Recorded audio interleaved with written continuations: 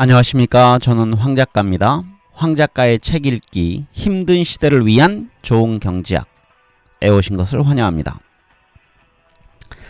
네, 오늘은 이제 이 두 경제학자가 바라보는 무역에 관련된 시각을 살펴보도록 하겠습니다. 이제 3장에 들어갑니다.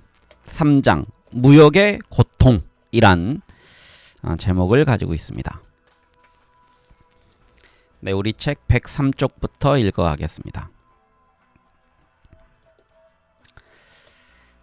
2018년 3월 초 트럼프 대통령은 헬멧을 손에 든 철강 노동자들이 둘러서서 지켜보는 가운데 외국산 철광과 알루미늄에 관세를 부과하는 행정명령에 서명했다. 얼마 후 IGM 부스 패널은 여기에 등록된 경제학자들에게 이에 대한 견해를 물어보았다. 다시 부연 설명 하나 하겠습니다. IGM 부스 패널이란 시카고 대학교의 경제 관련 연구소에 소속된 학자들입니다. 즉 경제학자들에게 물어봤다는 얘기입니다. 이들은 모두 저명한 경제학과 교수로 민주당과 공화당 지지자가 모두 포함되어 있었다. 미국이 철광과 알루미늄에 새로이 관세를 부과하는 것이 미국인의 후생을 향상시킬 것으로 보는가라는 질문에 대해 65%는 강하게 동의하지 않는다고 답했고 나머지는 동의하지 않는다고 답했다. 동의하는 사람은 아무도 없었고 잘 모르겠다고 답한 사람도 없었다. 에어컨, 자동차, 쿠키 등의 제품의 생산자들이 이런 제품을 미국 내에서 생산하도록 독려하기 위해 추가적으로 더 높은 혹은 새로운 수입 관세를 물리는 것이 좋다고 보는가라는 질문에 대해서도 IGM 부스 패널의 경제학자 모두가 좋지 않을 것이라고 답했다. 진보 경제학자의 대표주자 폴 크루그먼도 조지 W 부시 대통령 시절 경제자문위원회를 이끌었고 크루그먼의 입장을 매우 자주 비판한 하버드 대학 교수 그레고리 맨큐도 모두 무역을 옹호한다. 경제학자와 대조적으로 미국의 일반 대중이 무역을 보는 견해는 긍정과 부정이 섞여 있거나 요즘에는 오히려 부정적인 쪽으로 치우쳐 있다. 철광과 알루미늄 관세에 대해 대중의 견해는 찬반이 비등하게 갈렸다.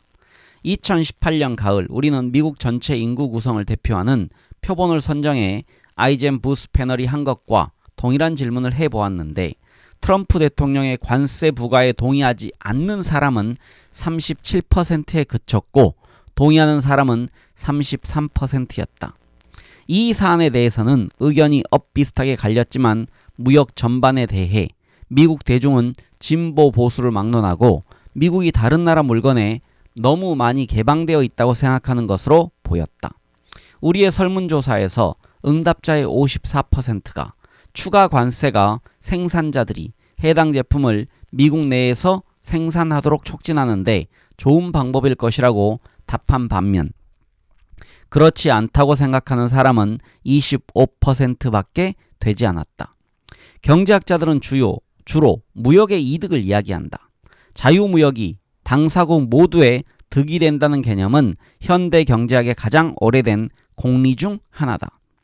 2세기 전에 영국의 주식 중개인이자 의원이었던 데이비드 리카도는 무역을 하면 양국 모두 자신이 더 잘하는 일에 특화할 수 있으므로 전체적으로 양국 모두 소득이 오르고 무역으로 득을 보는 사람의 이득이 해를 입는 사람의 손실보다 클 것이라고 주장했다.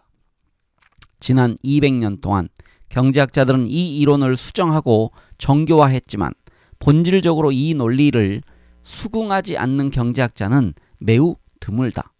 그런데 경제학계의 사고방식과 문화에서는 너무나 당연하게 받아들여지다 보니 경제학자들이 종종 잊곤 한다. 자유무역은 좋은 것이다 라는 주장이 꼭 그렇게 자명한 것은 아니다. 일단 일반인 중 많은 사람이 명백히 이 주장이 자명하다고 생각하지 않는다. 이들도 무역의 이득을 모르지 않는다. 하지만 이들은 무역의 고통이 따른다는 것도 알고 있다. 이들도 해외에서 들어오는 물건을 싸게 살 수 있다는 장점을 모르지 않는다. 하지만 이들은 적어도 값싼 수입품 때문에 직접 피해를 입은 사람들에게는 무역의 이득이 비용에 훨씬 못 미친다는 것도 알고 있다. 우리의 설문조사에서 응답자의 42%는 미국이 중국과 교육을 하면 미국의 저숙련 노동자들이 피해를 볼 것이라고 답했다. 그들에게 도움이 될 것이라고 답한 사람은 21%였다. 그리고 무역으로 가격이 떨어지는 것이 모두에게 좋은 일이라고 생각한 사람은 30%에 불과했다. 27%는 모두에게 해가 될 것이라고 답했다. 일반 대중은 경제에 대해 단순히 무지한 것인가? 아니면 경제학자들이 놓치고 있는 무언가를 직관적으로 알고 있는 것인가?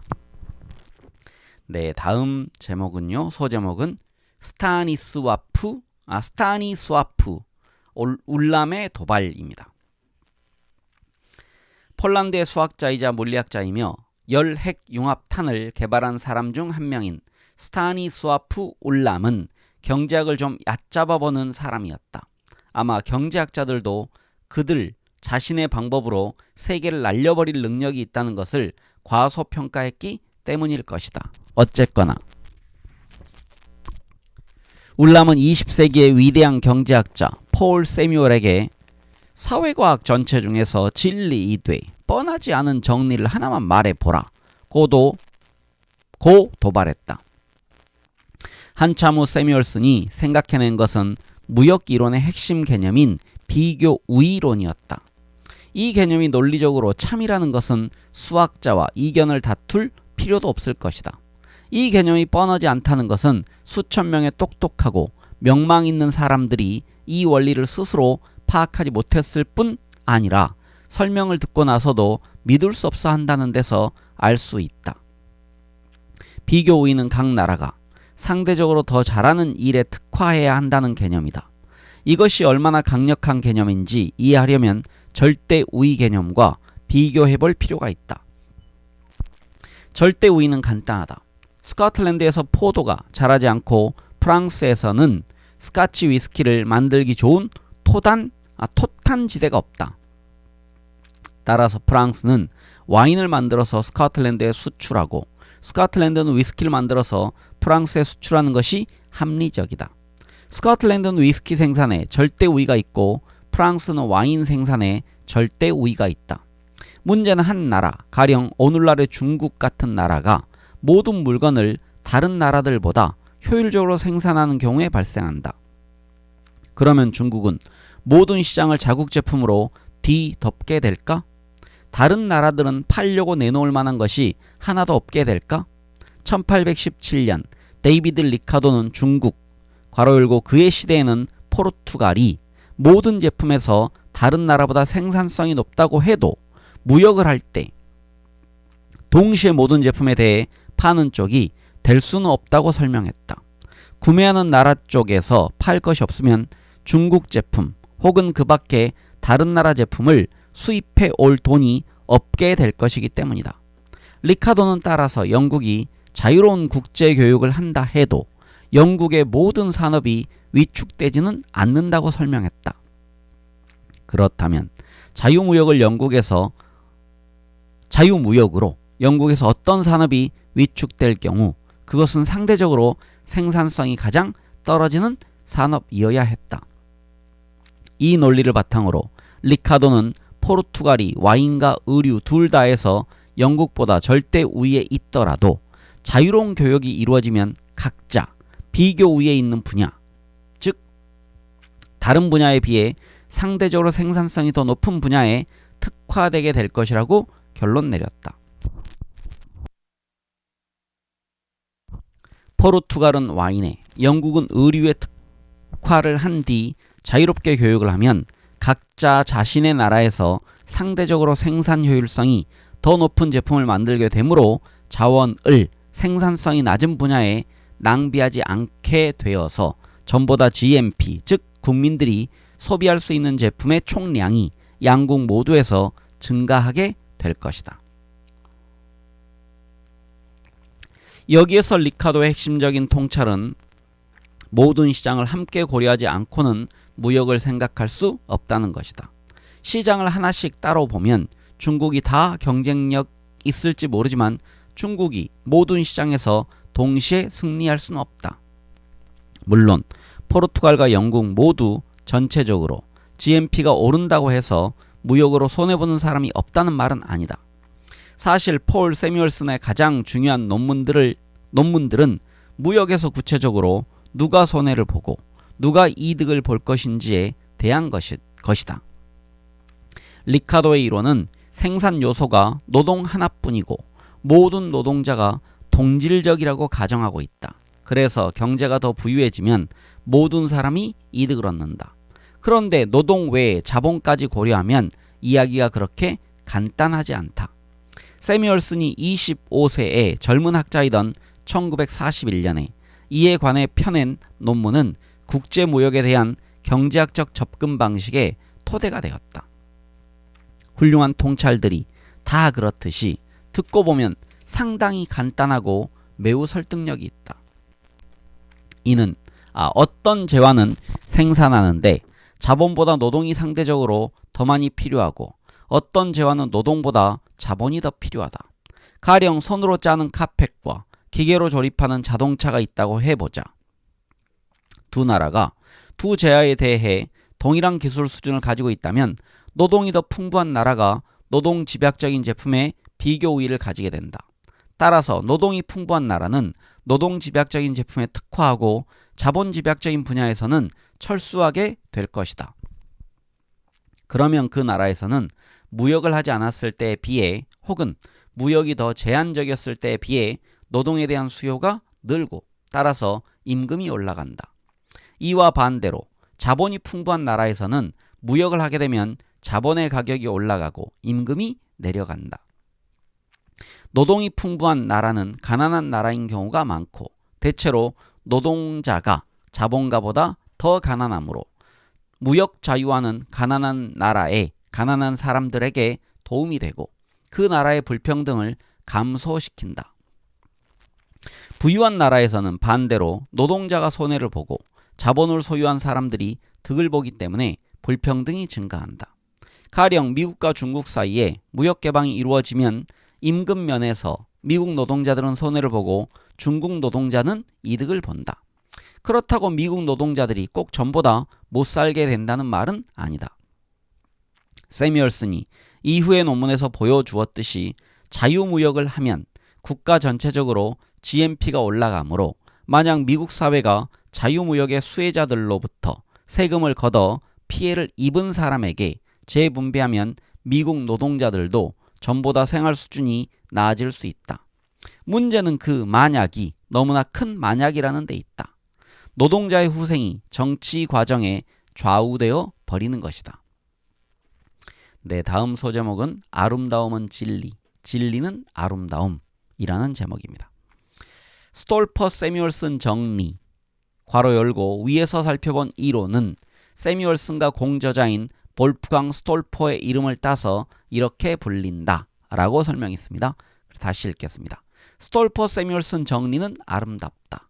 적어도 경제학 이론이 아름다울 수 있는 한에서는 최고로 아름답다. 하지만 그것은 진리인가? 스톨퍼 세뮤얼슨 정리는 세 가지의 명백한 함의를 가진다.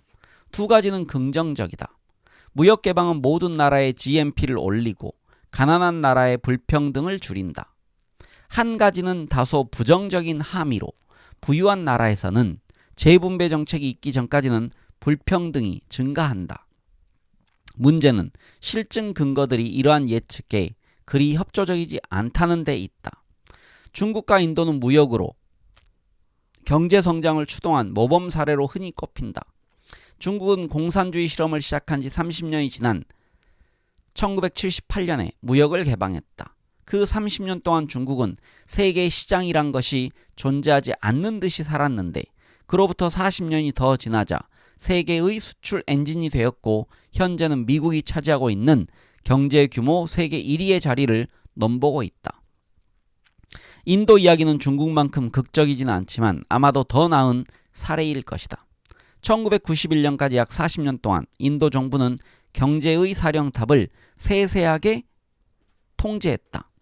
수입은 허가가 있어야만 할 수 있었는데 수입 허가는 잘 나오지 않았고 수입업자는 관세까지 내야 했다. 관세 때문에 수입 제품의 가격이 많게는 4배까지도 뛸 수 있었다. 사실상 수입이 불가능했던 제품 중 하나가 자동차다. 인도를 방문한 외국인들이 쓴 글에서는 평범한 1956년식 영국 자동차 모리스 옥스포드의 복제품인 깜찍한 앰베서더 자동차가 인도 도로에서 가장 많이 볼 수 있는 자동차라고 인상 깊게 언급한 대목을 종종 볼 수 있었다. 좌석 벨트나 크럼플 존 같은 안전장치는 전혀 없었다. 아비지트는 1975년 즈음에 1936년식 메르세데스 벤츠를 한번 타본 적이 있는데 진정으로 강력한 엔진을 가진 자동차를 타는 것이 너무 신났다고 한다. 인도가 무역을 개방한 해인 1991년은 사담 후세인 이라크 대통령이 쿠웨이트를 침공하고 이어 제1차 걸프전이 벌어진 이듬해다. 이라크와 걸프 지역의 석유 생산이 크게 교란되어 유가가 천정부지로 치솟았고 인도가 치러야 할 석유 수입 대금에 막대한 충격이 발생했다. 이에 더해 중동에 살던 인도 사람들이 전쟁을 피해 중동에서 대거 빠져나오면서 인도의 가족에게 돈을 송금할 수 없게 되어 인도는 막대한 외환 부족 상태에 빠지게 되었다. 인도는 IMF에 구제금융을 요청해야 했고 이는 IMF가 기다리고 있던 기회였다. 중국, 소련, 동유럽, 멕시코, 브라질 등은 이미 시장화를 위한 조치, 즉 누가 무엇을 얼마나 생산할 것인가의 의사결정이 정부가 아니라 시장에서 내려지게 하기 위한 조치를 시행하기 시작한 상태였고 인도는 비교적 규모가 큰 나라 중 아직 시장화를 추진하지 않고 있는 마지막 나라였다. 그때까지 인도는 1940년대와 1950년대에 유행했던 반시장 이데올로기를 고수하고 있었다. IMF와의 협상으로 이 모든 것이 바뀌게 된다. IMF는 인도가 절박하게 필요로 하는 자금을 지원하면서 인도가 경제를 대외무역에 개방해야 한다는 조건을 붙였다.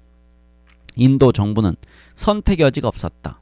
수출입 면허제가 폐지되었고 평균 90%에 육박하던 수입 관세도 35% 수준으로 빠르게 떨어졌다. 인도의 경제 관료들 중에서도 상당수가 이러한 개혁을 오래전부터 추진하고 싶어 했다는 점도 빠른 변화가 이루어질 수 있었던 한 요인이었다.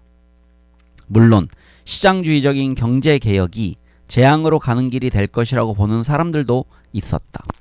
이들은 높은 관세 장벽의 보호막 아래에서 성장해온 인도의 산업이 세계의 유수한 생산 기지들과 경쟁하기에는 아직 효율성이 너무 떨어진다고 지적했다.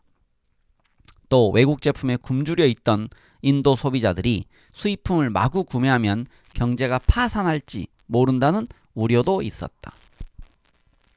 하지만 놀랍게도 인도의 경제개혁은 역습을 거의 맞지 않았다. 1991년의 GDP 성장률이 잠시 뚝 떨어지긴 했지만 이듬해 곧바로 1985년부터 1990년 수준인 5.9%로 회복되었다. 경제는 붕괴하지 않았고 그렇다고 극적으로 이륙하지도 않았다. 전반적으로 1992년부터 2004년 사이에 성장률은 연 6% 수준으로 올라갔고 2000년대 중반에는 7.5%로 더 올라갔으며 그 이후로는 계속 이 수준이 유지되고 있다. 그렇다면 우리는 인도를 무역이론의 지혜를 입증한 빛나는 사례라고 봐야 할까? 아니면 오히려 그 반대에 가깝다고 봐야 할까? 한편으로 보면 인도는 무역으로 GDP가 성장한 덕에 경제 체제의 전환 과정을 순조롭게 겪을 수 있었다. 이것은 무역 낙관론자들의 예측과 부합하는 이야기로 보인다. 하지만 다른 한편으로 보면 개혁 조치는 1991년에 도입되었지만 경제 성장이 속도를 내기까지는 10년이 넘게 걸렸다. 이것은 꽤 실망스러운 결과로 보인다. 네, 다음 소제목은 말할 수 없는 곳에서는 침묵해야 한다입니다. 위의 질문에 명쾌한 답을 말하기는 사실 불가능하다. 세계에는 인도라는 나라도 인도가 밟아온 역사도 하나뿐이다. 인도의 경제 위기가 없어서 1991년에 무역 장벽이 철폐되지 않았더라도 1991년 이전의 성장이 지속되었을지 아닐지를 누가 말할 수 있겠는가. 게다가 무역은 이미 1980년대부터 차차로 자유화되고 있었다. 1991년의 조치들은 그것을 아주 많이 가속화했다. 이러한 빅뱅이 과연 꼭 필요했을까? 역사를 되감아서 다른 경로로 가게 해보지 않는 한 답할 수 없는 문제다. 그러나 경제학자들의 이런 질문들을 그냥 흘려보낼 수 없었다. 여기에서 주된 사안은 인도 자체가 아니었다. 1980년대와 1990년대의 어느 시점에 인도 경제가 보인 도약이 일종의 사회주의에서 자본주의로 이행한 것과 관련이 있음은 명백하다. 1980년대 중반 이전에는 성장률이 4% 정도였는데 이제는 8%에 가깝다. 이러한 변화는 흔한 일이 아니며 그 변화가 지금까지 계속 유지되고 있다는 점은 더욱 흔한 일이 아니다. 그와 동시에 불평등이 급격히 증가했다. 1979년에 중국에서, 1960년대 초에 한국에서, 1990년대 베트남에서도 매우 비슷한 상황이 아마 더 극적으로 벌어졌다. 이들 모두 경제 자유화 이전에 정부가 경제를 극히 엄격하게 통제했던 나라들이다. 따라서 정부의 통제가 성장을 막대하게 저해했지만 불평등을 억제하는 데는 효과가 있었다. 고 볼 수 있고 이에 대해서는 이견이 거의 없을 것이다. 이보다 의견이 분분한 질문, 따라서 우리가 더 많이 알아갈 여지가 있는 질문은 일단 국가가 극도로 강력한 통제를 포기하기로 했다면 그 다음에는 경제를 어떻게 운영하는 것이 최선인가다. 인도에 아직 남아있는 관세 장벽, 물론 예전에 비하면 사소한 수준이지만 그래도 여전히 상당히 높은 이 관세 장벽을 마저 없애는 것은 얼마나 중요한가. 남은 관세를 없애면 경제 성장률이 한층 더 높아질 것인가? 불평등에는 어떤 영향을 미칠 것인가? 트럼프의 관세 부과는 미국 전체 성장을 저해할 것인가? 그것은 트럼프가 관세를 통해 보호하겠다고 하는 바로 그 사람들에게 도움이 될 것인가? 이런 질문에 답하기 위해 경제학자들이 많이 사용하는 방법은 국가 간 비교다. 기본적인 아이디어는 간단하다. 인도 등 몇몇 나라는 1991년에 무역을 자유화했고 다른 면에서는 이들 나라와 비슷했던 몇몇 나라들은 무역을 자유화하지 않았다. 두 집단 중 1991년 직후에 어느 쪽이 더 빠르게 성장했는가? 절대 성장률과 1991년 이전 증가율 모두 비교가 가능하다. 1991년에 무역을 자유화한 나라들, 그 전부터도 무역이 개방되어 있던 나라들, 1991년 이전과 이후 모두의 무역 개방을 하지 않은 나라들 중 어디가 가장 빠르게 성장했는가? 이에 대해 아주 많은 논문이 나와 있다. 무역은 경제학에서 매우 중요한 주제이고 언론에서도 단골로 다뤄지는 주제임을 감안하면 놀라운 일은 아니다. 그런데 이 수많은 연구들이 제시한 답변은 무역이 GDP에 매우 긍정적인 영향을 미친다는 결론부터 이에 대해 회의적인 결론까지 스펙트럼이 다양하다. 한 가지 짚어둘 것은 무역이 GDP에 부정적인 영향을 미친다는 근거는 거의 없다. 회의적인 학자들이 지적하는 바는 크게 세 가지다. 첫째는 역인과 관계다. 특정한 시점에 인도는 무역을 자유화했고 비교 가능한 다른 나라들은 그렇게 하지 않았다는 사실은 인도의 경제가 전환할 준비가 이미 되어 있었다는 점을 반영하는 것일 수 있다.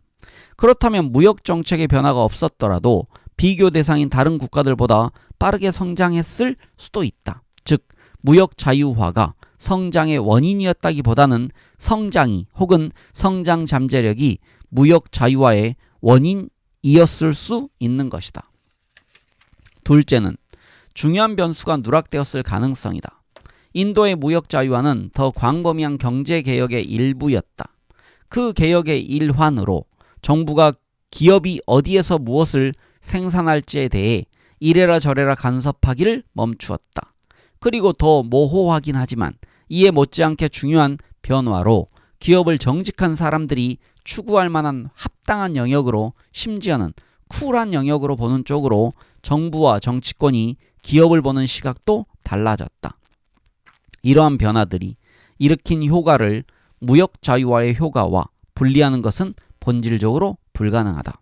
셋째, 데이터에서 정확히 어느 부분이 무역 자유화를 의미하는지를 판단하는 게 늘 쉬운 것은 아니다.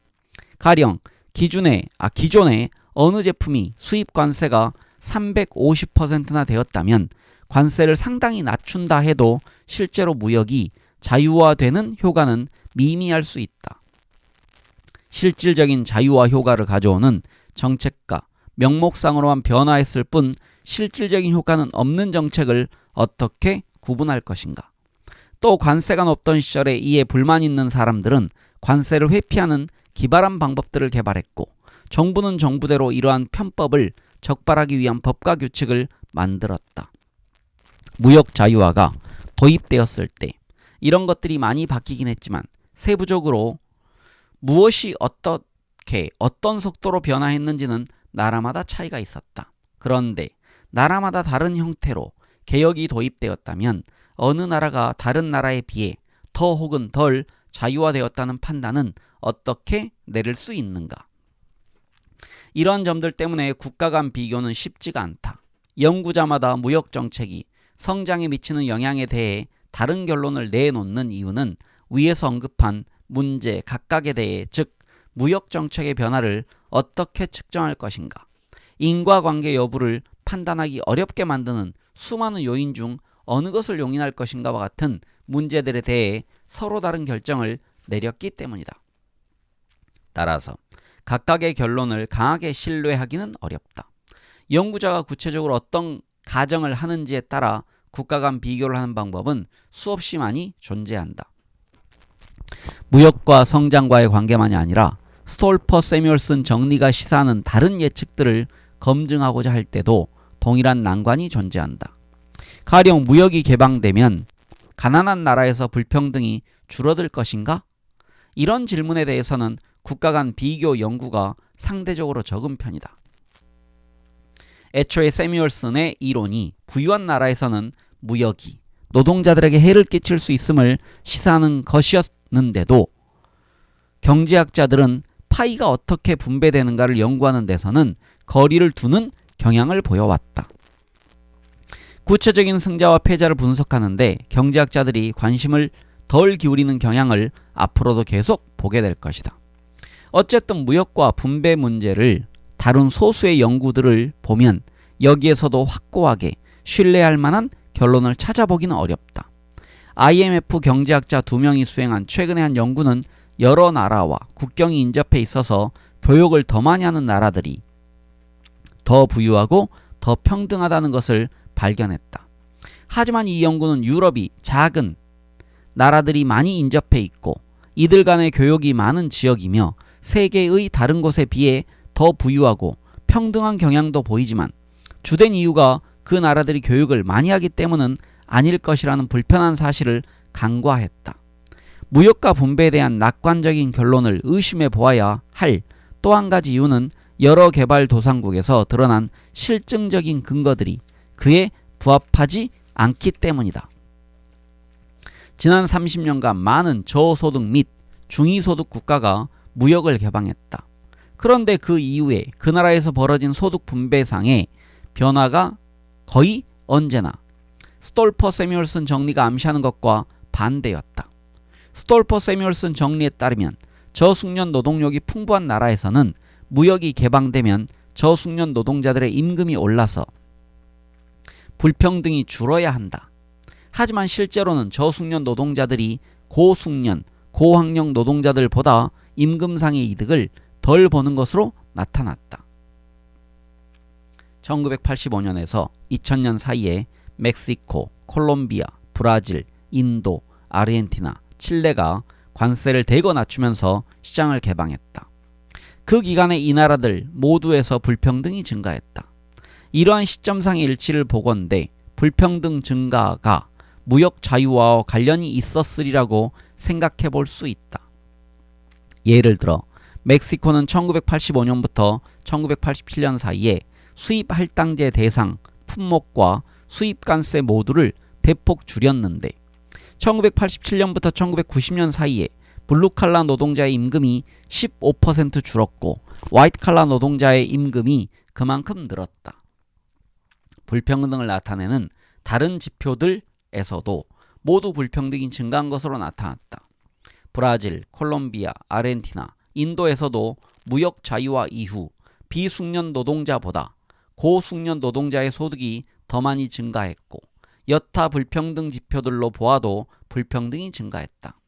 마지막으로 중국도 1980년대부터 점진적으로 시장을 개방하고 2001년에 세계무역기구 즉 WTO에 가입하면서 무역을 자유화하는 동안 불평등이 폭발적으로 증가했다.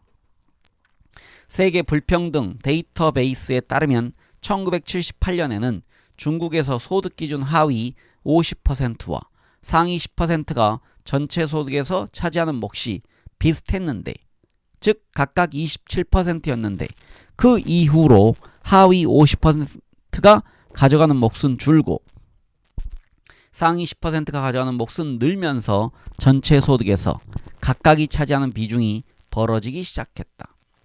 2015년에 상위 15%는 전체 소득의 41%를 차지했는데 하위 50%가 차지한 몫은 15%에 불과했다.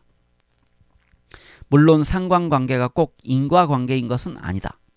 어쩌면 세계화 자체는 불평등 증가의 원인이 아닐지도 모른다. 무역 자유화는 진공 속에서 일어나지 않는다. 위에서 언급한 모든 국가에서 무역개혁은 더 큰 경제개혁의 일부였다.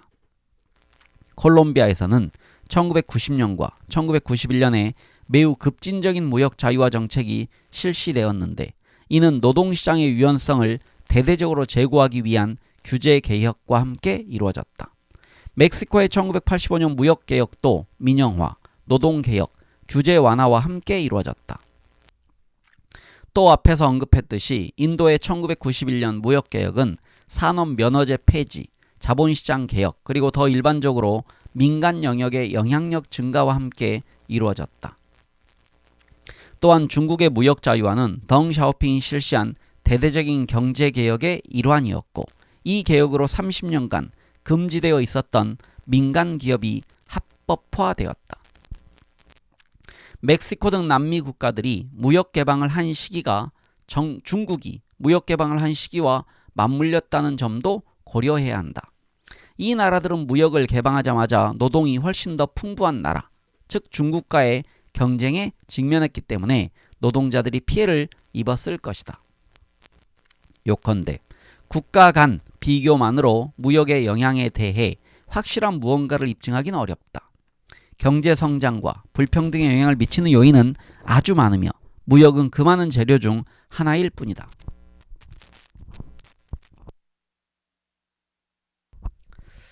또 무역이 원인이 아니라 결과일 수도 있다. 그런데 국가 내의 영향을 분석한 몇몇 흥미로운 연구는 스톨퍼, 세뮤얼슨 정리가 말하는 무역의 효과에 의구심을 제기하는 결과를 보여준다. 네, 다음 소제목은 사실 일리가 없는 사실입니다. 한 국가 내의 서로 다른 지역을 비교하면 무역 자체만의 효과를 분리해서 보기 어렵게 했던 다른 요인들을 상당히 많이 통제할 수 있다. 보통 한 국가 내의 서로 다른 지역들은 동일한 정부 아래에서 동일한 정책의 적용을 받고 역사와 정치를 공유하므로 이들을 비교해 얻은 결과는 더 설득력이 있다. 문제는 무역 이론이 다루는 바가 무역이기 때문에 검증해야 할 주요 예측이 국가 단위라는 데 있다. 무역 이론이 내놓는 예측들이 수입품이 들어오고 수출품이 나가는 구체적인 장소들에 대한 것이 아니라 국가 안에 있는 모든 시장과 모든 지역을 포괄하는 국가 경제 전체에 대한 것이기 때문이다. 가령 스톨퍼 세뮤얼슨의 세계에서 숙련도가 동일한 노동자는 모두 동일한 임금을 받는다.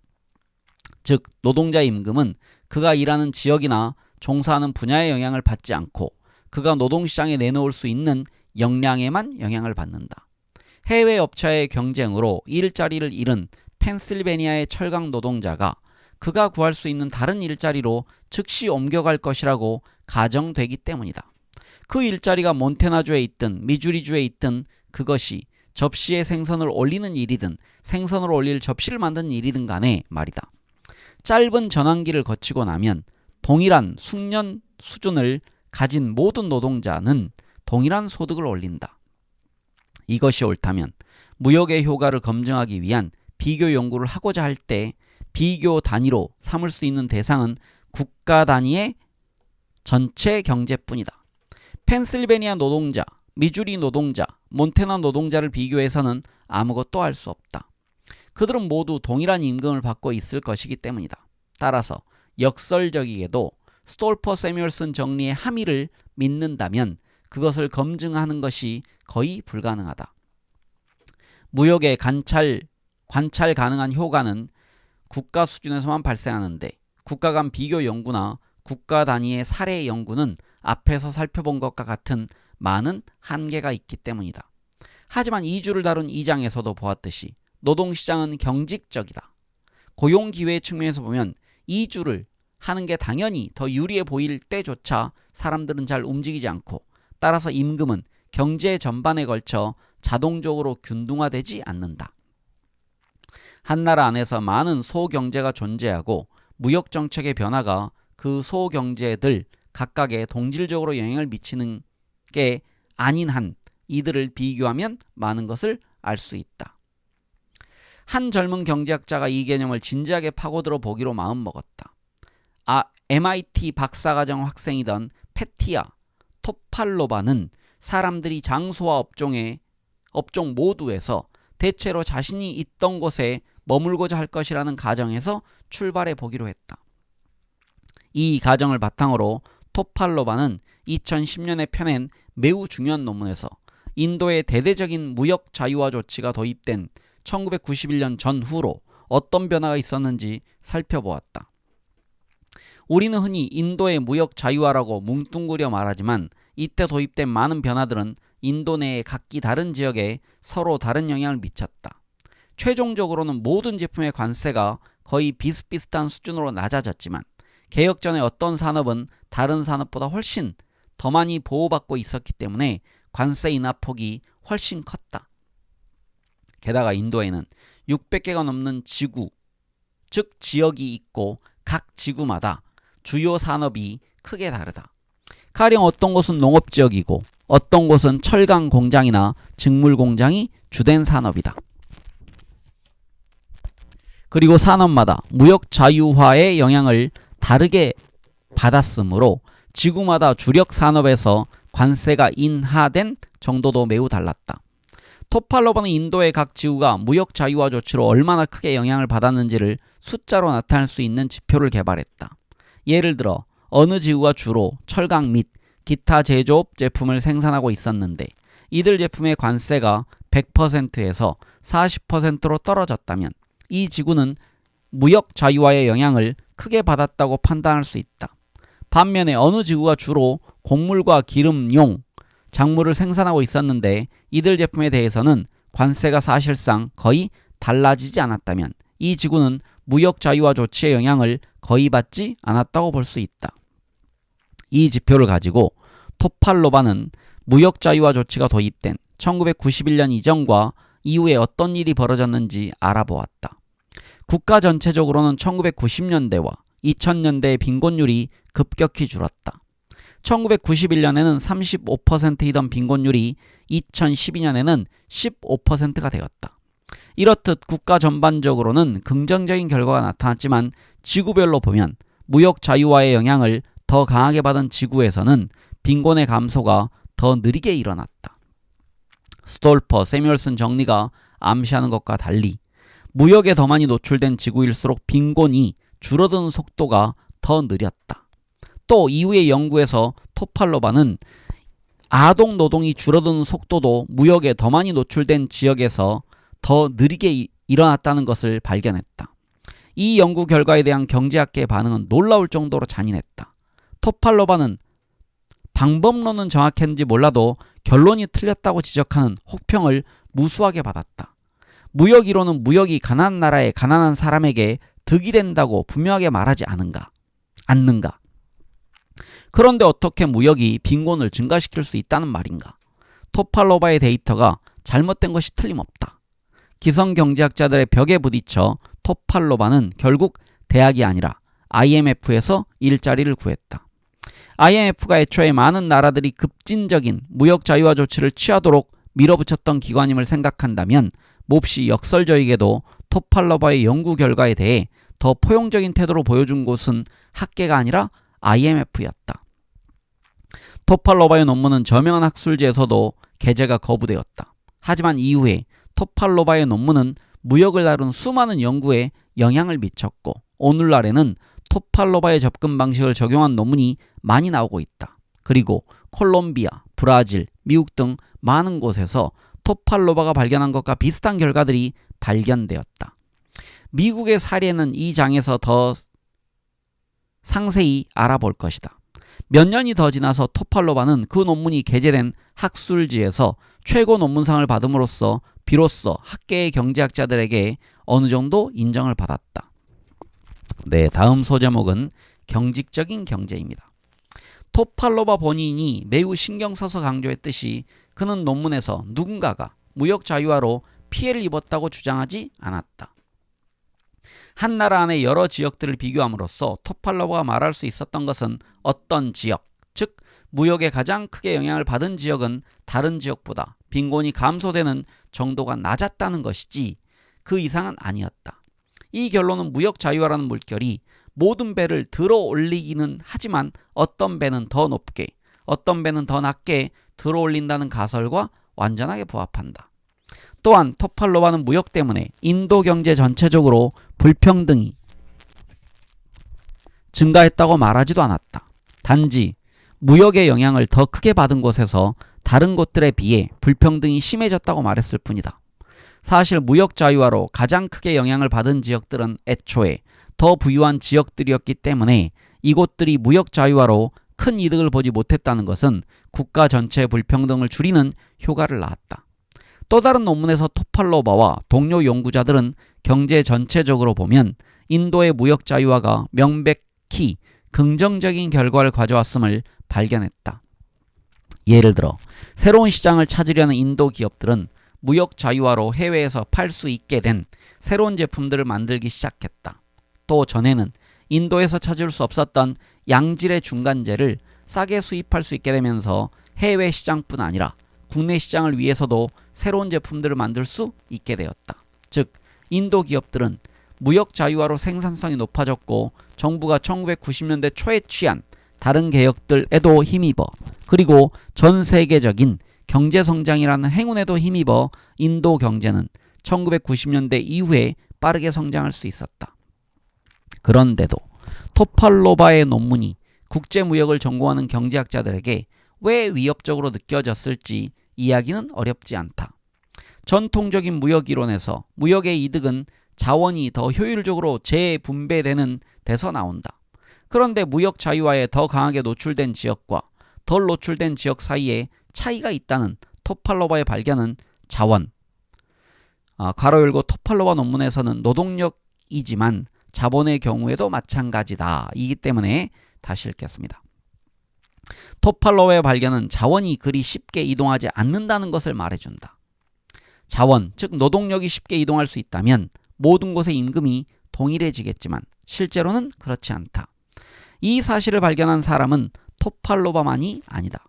많은 연구가 무역으로 자원의 재배분이 이루어진다는 가설에 대해 실증 근거를 거의 발견하지 못했다. 하지만 사람과 돈이 기회를 따라 움직인다는 개념을 포기하고 나면 무역이 득이 된다는 우리의 신념을 어떻게 고수할 수 있겠는가? 노동자들의 지역적인 이동이 매우 느리게 일어난다면 하나의 일자리에서 다른 일자리로 옮겨가는 것도 느리게 일어날 것이라고 예상할 수 있다. 실제로 이것은 노동시장에 대해 우리가 실증적으로 알고 있는 사실들과 완전히 부합한다. 토팔로바는 인도에서 엄격한 노동법이 있어서 기업이 수익성이 떨어져도 노동자를 해고하고 구조조정을 하기가 매우 어려운, 따라서 수익성 있는 기업이 수익성 없는 기업을 대체하기도 매우 어려운 주에서 무역 자유화가 빈곤 감소에 미치는 효과가 더 저조하다는 사실을 발견했다. 또한 여러 실증 근거에 따르면 토지도 쉽게 주인이 바뀌지 않는다. 적어도 토지시장이 발달되지 않은 개도국에서는 그렇다. 그리고 자본의 움직임도 경직성을 보인다. 가령 은행이 저조한 실적을 내는 기업에는 신용을 낮추고 실적이 좋은 기업에는 대출을 늘려주는 식의 조정을 하는 것이 매우 느리게 이루어진다. 여신 담당자, 즉 대출을 결정 내리는 사람이 대출이 훗날 악성 채무가 되어 그에 대해 자신이 책임을 져야 할 상황이 발생하는 것을 극도로 두려워하기 때문이다. 그런 상황을 피하는 가장 좋은 방법은 결정 자체를 내리지 않는 것이다. 즉 과거에 누군가 다른 사람이 내렸던 대출 결정에 그대로 도장을 찍고 그 대출의 상환은 미래 또 다른 누군가가 다루게 하는 것이다. 불행히도 이렇게 묻어가는 전략에 하나의 예외가 있으니 대출을 받아간 기업이 망하기 직전인 경우다. 이 경우에 은행은 전에 빌려간 대출 이자를 상환할 수 있게 하려고 죽어가는 기업에 새로운 대출을 내어준다. 일단 당장 디폴트를 미룰 수 있고 혹시나 다시 행운이 들면 문제가 해결될 수도 있으리라고 기대하는 것이다. 이렇게 대출을 연장해서 부실 기업을 연명시키는 것을 에버그리닝 대출이라고 한다. 이러한 관행은 왜 많은 은행이 멀쩡해 보이는 대차대조표를 가지고 있다가 어느 날 갑자기 재앙에 처하게 되는지를 설명해 준다. 대출이 경직적이라는 말은 퇴출되어야 마땅한 기업이 계속 살아남아 있다는 것을 의미한다. 그와 동시에 새로운 기업이 자금을 조달하기가 어렵다는 의미이기도 하다. 특히 가령 무역 자유화 등으로 경제에 불확실성이 생긴 상황에서는 여신 담당자들이 새로운 위험을 감수하려 하지 않기 때문에 더욱 그렇다. 경제에 이렇게 다양한 형태로 경직성이 존재한다면 해외에서 경쟁이 격화되리라는 안 좋은 소식이 있을 때 이 사실을 받아들이고 자원을 차선의 사용처로 옮기기보다는 꼼짝 않고 버티면서 문제가 사라지기를 기다리려는 경향이 생기게 된다. 노동자들은 해고되고 퇴직한 노동자의 자리에 새로운 노동자가 채용되지 않으며 임금은 내려가기 시작한다.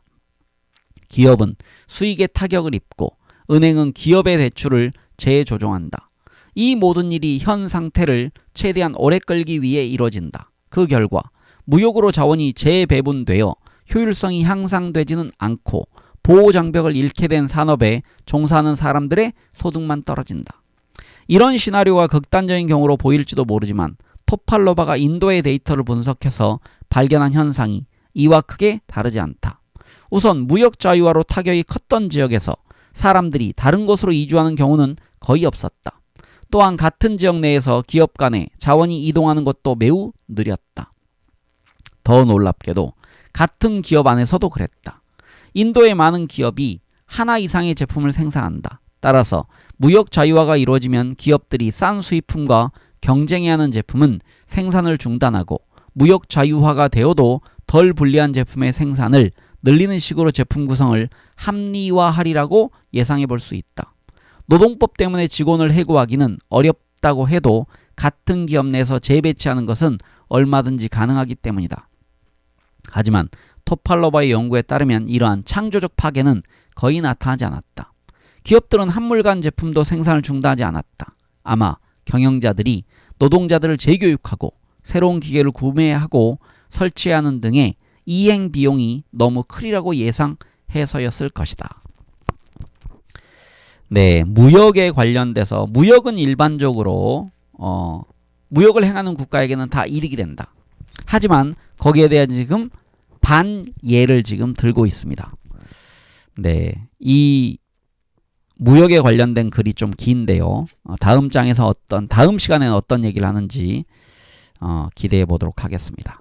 네, 모두 편안하로 보내십시오. 다음 시간에 뵙겠습니다. 감사합니다.